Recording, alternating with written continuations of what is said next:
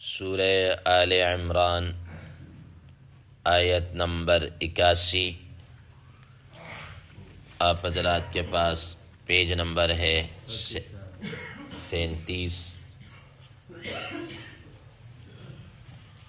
اعوذ باللہ من الشیطان الرجیم، بسم اللہ الرحمن الرحیم۔ وَإِذْ أَخَذَ اللَّهُ مِيثَاقَ النَّبِيِّينَ لَمَا آتَيْتُكُم مِّن كِتَابٍ وَحِكْمَةٍ ثُمَّ جَاءَكُمْ رَسُولٌ مُصَدِّقٌ لِّمَا مَعَكُمْ لَتُؤْمِنُنَّ بِهِ وَلَتَنصُرُنَّهُ قال أأقررتم وأخذتم على ذلكم إصري قالوا أقررنا قال فاشهدوا وأنا معكم من الشاهدين فمن تولى بعد ذلك فأولئك هم الفاسقون۔ صدق الله العظيم۔ اللهم صل على محمد النبي الأمي وعلى آله وسلم تسليما كثيرا كثيرا۔ محترم سامعین کرام، ان آیات کا ترجمہ اللہ تبارک و تعالی ارشاد فرماتے ہیں، وَإِذْ أَخَذَ اللَّهُ مِيثَاقَ النَّبِيِّينَ، اور وہ وقت یاد کرو جب اللہ تبارک و تعالی نے حضرات انبیاء علیہ السلام سے عہد لیا، لَمَا آتَيْتُكُم مِّن كِتَابٍ وَحِكْمَةٍ، کہ میں جب تم کو کتاب اور حکمت دے دوں، ثُمَّ جَاءَكُمْ رَسُولٌ مُصَدِّقٌ لِّمَا مَعَكُمْ، پھر تمہارے پاس کوئی رسول پیغمبر آ جائے جو تصدیق کرنے والا ہو اس چیز کی جو تمہارے پاس ہے، لَتُؤْمِنُنَّ بِهِ وَلَتَنصُرُنَّهُ، تو البتہ ضرور بضرور تم اس پر ایمان لاؤ گے اور تم اس کی مدد کرو گے۔ قَالَ أَأَقْرَرْتُمْ وَأَخَذْتُمْ عَلَى ذَلِكُمْ إِصْرِي، تو اللہ تعالیٰ نے فرمایا کہ تم اقرار کرتے ہو اور تم میرے اس عہد کو پکڑتے ہو، مضبوطی سے لیتے ہو۔ قالوا اقررنا، تو انہوں نے کہا کہ ہم نے اقرار کیا۔ قال فاشهدوا وانا معكم من الشاہدین، کہا کہ تم اس پر گواہ ہو جاؤ اور میں بھی تمہارے ساتھ اس پر گواہوں میں سے ہوں۔ فمن تولى بعد ذلك، تو جو شخص اس کے بعد منہ پھیرے گا، روح گردانی کرے گا، فاولئک هم الفاسقون،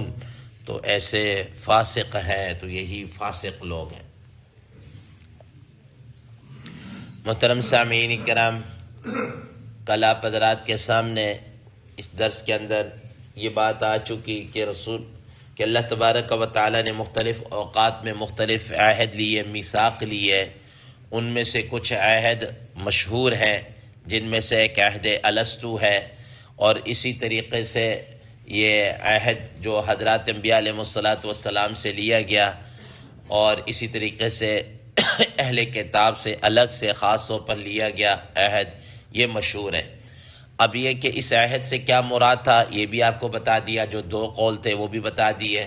اور اس میں خاص طور پر جن کی طرف حضرات مفسرین محدثین کرام رحم اللہ کا جھکاؤ ہے وہ یہی ہے، رجحان جس طرف ہے کہ یہ نبی صلی اللہ تعالیٰ علیہ وسلم کے متعلق ہی عہد لیا گیا ہے۔ علامہ تاج الدین سبکی رحمہ اللہ ایک بہت مشہور فقیہ گزرے ہیں، بڑے مفسر بھی ہیں، محدث بھی ہیں، اور جلیل قدر فقیہ بھی ہیں۔ انہوں نے ایک کتاب لکھی ہے التعظیم والمنہ فی تفسیر لتؤمنن بہ ولتنصرنہ، اسی آیت مبارکہ کی تفسیر کے اندر انہوں نے ایک رسالہ لکھا ہے، اصل میں تو ان کا فتاوی ہے، فتاوی کے اندر انہوں نے یہ رسالہ الگ سے بھی چھپا ہوا ہے، تو اس میں انہوں نے کہا کہ یہ رسول اللہ صلی اللہ تعالیٰ علیہ وسلم کے متعلق ہی ہے، اور انہوں نے اس میں یہ بات بھی لکھی ہے کہ یہ جو رسول اللہ صلی اللہ تعالیٰ علیہ وسلم کی نبوت کے متعلق عہد ہر نبی سے لیا گیا ہے، ہر نبی سے لیا گیا ہے، اور کہا کہ یوں نبی صلی اللہ علیہ وسلم کی جو نبوت ہے وہ صرف آپ صلی اللہ تعالیٰ علیہ وسلم کے زمانے سے شروع نہیں ہو رہی، بلکہ آپ علیہ الصلاۃ والسلام کی نبوت تمام انبیاء علیہ الصلاۃ والسلام کی نبوتوں کو بھی شامل ہے، اور ان سب کی شریعتیں نبی صلی اللہ علیہ وسلم کی شریعت کے اندر مدغم ہیں، اس میں مرج ہے، اس میں مرج ہے۔ اور انہوں نے کہا کہ دیکھو حدیث مبارکہ میں آتے نا، بعثت الی کافۃ للناس، کہ میں سارے انسانیت کی طرف پیغمبر بنا کر بھیجا گیا ہوں۔ اس کا مطلب صرف یہ نہیں کہ نبی صلی اللہ علیہ وسلم کے زمانے سے لے کر قیامت تک، بلکہ فرمایا کہ یہ نبی صلی اللہ علیہ وسلم کی نبوت اس سے پہلے کی ہے، اس سے پہلے کی ہے، کیونکہ اگر نبی علیہ الصلاۃ والسلام اس زمانے کے اندر آ جاتے تو رسول اللہ صلی اللہ علیہ وسلم کی نبوت پر ایمان لانا سب کو لازم ہوتا، چاہے وہ حضرت آدم علیہ الصلاۃ والسلام کا زمانہ ہوتا، چاہے وہ حضرت نوح علیہ الصلاۃ والسلام کا زمانہ ہوتا، کوئی کسی زمانے کے اندر بھی آ جاتے تو سب کو آپ پر ایمان لانا کیا ہوتا؟ ضروری ہوتا۔ اور فرمایا کہ یہی وجہ ہے کہ رسول اللہ صلی اللہ تعالیٰ علیہ وسلم نے فرمایا کہ کنت نبیا، کہ میں اس وقت بھی نبی تھا کہ جب آدم بین الروح والجسد، کہ آدم علیہ الصلاۃ والسلام اب روح اور جسد کے درمیان تھے۔ تو اس کا مطلب یہ ہے کہ نبی کریم صلی اللہ تعالیٰ علیہ وسلم کی نبوت روز اول سے کیا ہے؟ مسلمہ ہے، اور آپ تمام انبیاء علیہ الصلاۃ والسلام کے نبی الانبیاء ہیں، نبی الانبیاء ہیں۔ تو فرمایا کہ آپ علیہ الصلاۃ والسلام کی نبوت عام اور تام ہے، اس وقت سے لے کر بعد تک ہے، لیکن چونکہ آپ صلی اللہ تعالیٰ علیہ وسلم ان کے زمانے کے اندر نہیں آئے، صرف اور صرف جناب کیا کہتے ہیں حضرت عیسیٰ علیہ الصلاۃ والسلام آپ علیہ الصلاۃ والسلام کے زمانے کے اندر آئیں گے، اور وہ آپ علیہ الصلاۃ والسلام کی بھرپور کیا کریں گے؟ مدد اور نصرت کریں گے۔ اس ضمن کے اندر حضرات محدثین کرام رحمہ اللہ دو روایات کو پیش فرماتے ہیں کہ دیکھیں، ایک مرتبہ سیدنا حضرت عمر فاروق رضی اللہ تعالی عنہ، ان کا ایک دوست یہود کے قبیلے تھا بنو قریظہ، بنو قریظہ کا وہ یہودی حضرت عمر رضی اللہ تعالی عنہ کے ساتھ اس کی کچھ دوستی، تو اس نے کچھ تورات میں سے کچھ اچھی باتیں اس طرح اخذ کی، نکالی، اور وہ حضرت عمر رضی اللہ تعالی عنہ کو لا کر دے دی۔ حضرت عمر رضی اللہ تعالیٰ عنہ نے وہ اوراق اور وہ اچھی باتیں لی اور رسول اللہ صلی اللہ تعالیٰ علیہ وسلم کے پاس لے کر آگے، اور کہا کہ یا رسول اللہ علیہ وسلم، اس طرح میرا یہ یہودی دوست ہے، اس نے یہ تورات کی یہ اچھی باتیں لا کر دی، کیا میں اس کو پڑھ لیا کروں اور دیکھ لیا، اس طرح میں اس کو پڑھ لیا کروں؟ رسول اللہ صلی اللہ تعالیٰ علیہ وسلم نے فرمایا، تو آپ صلی اللہ علیہ وسلم کو انتہائی غصہ آیا اور فرمایا کہ کیا تم بھی یہود و نصارہ کی طرح ایسے گمراہ اور سرگرداں ہونا چاہتے ہو جیسا کہ وہ ہوئے ہیں؟ فرمایا کہ یہ تو یہود وہ لے کر آئے جو تورات کے تحریف شدہ نسخے ہیں، تورات کے تحریف شدہ باتیں وہ لے کر آئیں گے۔ فرمایا کہ واللہ اگر اس وقت حضرت موسیٰ علیہ الصلاۃ والسلام بھی زندہ ہوتے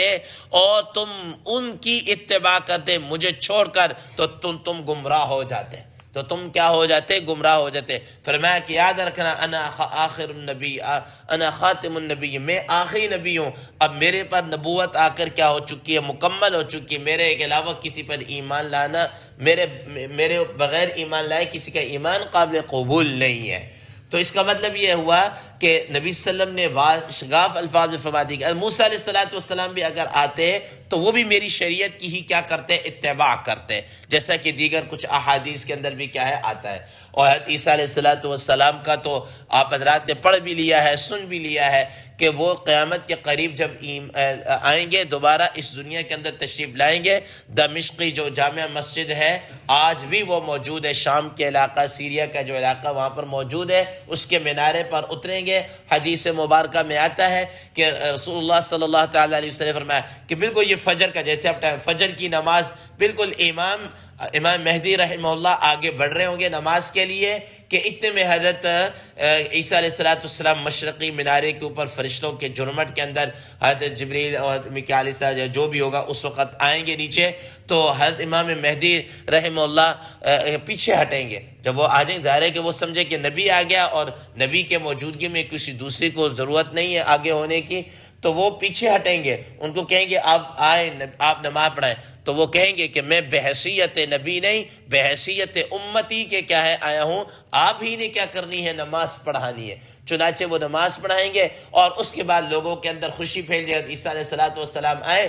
اور سب سے پہلے جناب اللہ وہ مسلمانوں کو اس وقت جو بھی ہوں گے ان کو جہاد کی ترغیب دیں گے، اور جا کر اسرائیل کا جو علاقہ ہے، لد کا جو مقام ہے، وہاں پر جا کر دجال کو قتل کریں گے، اور اس کے بعد جناب اللہ وہ دین اسلام جو نبی صلی اللہ علیہ وسلم کی شریعت ہے اس کے مطابق فیصلے اور یہ کریں گے۔ لَتُؤْمِنُنَّ بِهِ وَلَتَنْصُرُنَّ کا عملی کیا ہوگا، مصداق ہوگا، عملی اس کی تفسیر کیا ہے اس وقت سامنے آ جائے گی اس کی۔